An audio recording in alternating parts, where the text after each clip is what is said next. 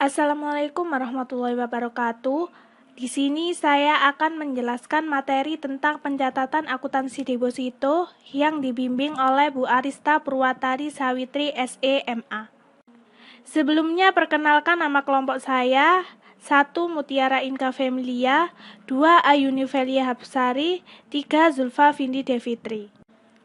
Pokok pembahasan yang akan kita bahas, yang pertama pengertian deposito, kedua jenis-jenis deposito, ketiga ciri-ciri deposito, keempat menghitung keuntungan bunga deposito. Pengertian deposito. Deposito yaitu praktek simpanan di bank yang penyetorannya maupun penarikannya hanya bisa dilakukan pada waktu tertentu saja, berdasarkan perjanjian antara nasabah penyimpan dengan bank. Jenis-jenis deposito dibagi menjadi 3. Yang pertama ada deposito berjangka, yaitu jenis tabungan berjangka dalam waktu tertentu sesuai kesepakatan mulai dari tanggal 1, 2, 3, 6, 12 hingga 24 bulan. Sehingga penarikannya hanya dilakukan oleh nasabah hanya bisa dilakukan pada waktu tertentu saja. Pembayaran bunga dilakukan pada saat deposito berjangka tersebut dibuka atau ditempatkan. Kedua, ada sertifikat deposito, yaitu simpanan dalam bentuk deposito yang sertifikat bukti penyimpanannya dapat dipindahtangankan. Sertifikat deposito diterbitkan atas unjuk.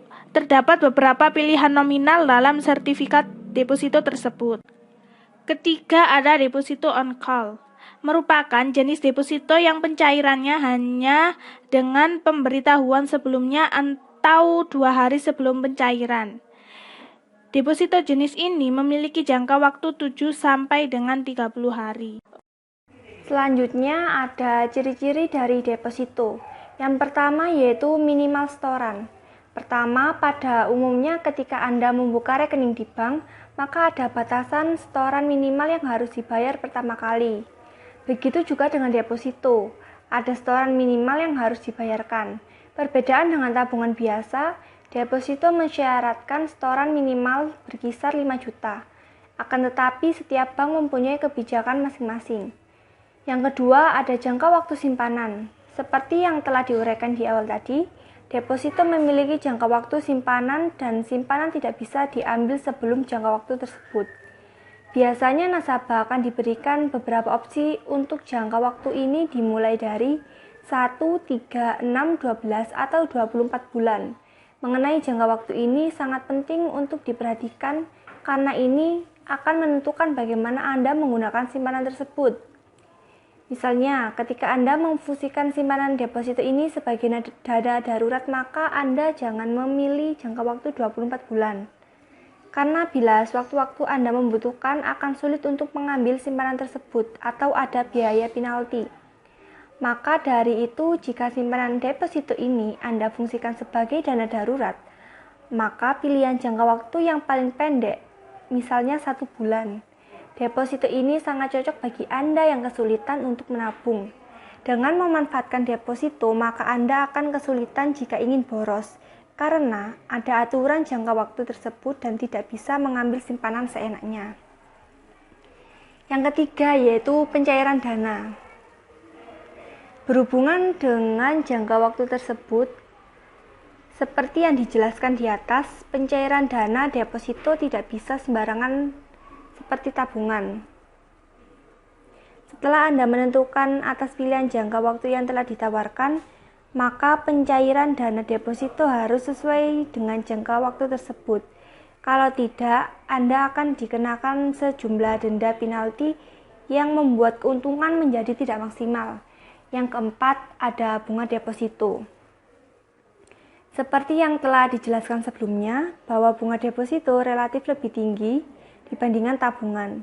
Hal tersebut sangat masuk akal karena adanya limitasi jangka waktu yang diberikan. Dan hal inilah yang dimaksudkan bahwa deposito merupakan produk investasi yang menguntungkan selain obligasi, saham, dan emas. Yang selanjutnya, yang kelima, ada risiko rendah.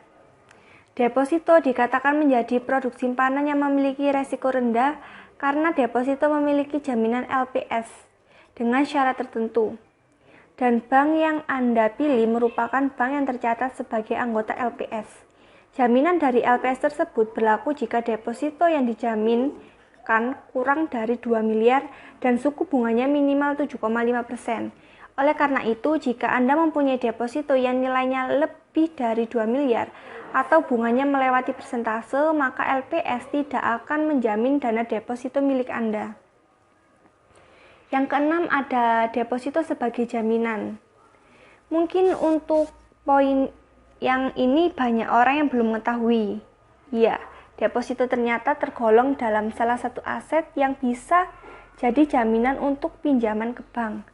Namun, tidak semua bank mau dan bersedia menerima jaminan dalam bentuk deposito ini.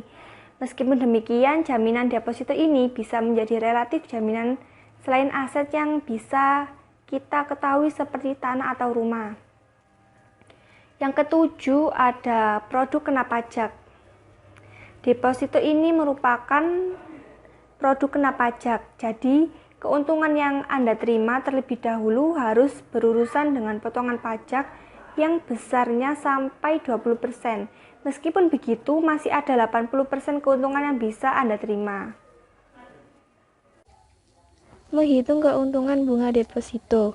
Untuk melakukan perhitungan deposito, maka prosesnya tidaklah terlalu sulit. Rumus yang bisa dipakai untuk menghitung deposito yaitu yang pertama keuntungan bunga deposito sama dengan suku bunga deposito dikali nominal uang yang ditanamkan dikali hari dibagi 365. Yang kedua yaitu pajak deposito sama dengan tarif pajak dikali bunga deposito.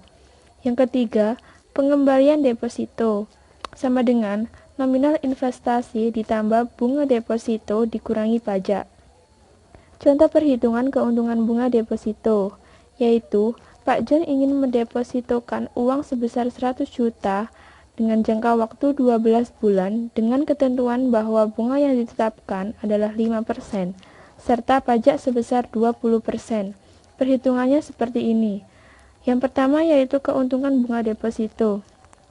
Suku bunga deposito dikali nominal uang yang ditanamkan dikali hari dibagi 365, yaitu bunganya sebesar 5%, nominal uang yang ditanamkan adalah 100 juta, kemudian dikali 12 bulan atau sama dengan 365 hari dibagi 365 sama dengan 5 juta.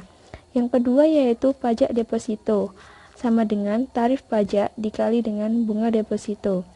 Pajaknya sebesar 20% dikalikan dengan bunga deposito sebesar 5 juta sama dengan 1 juta rupiah.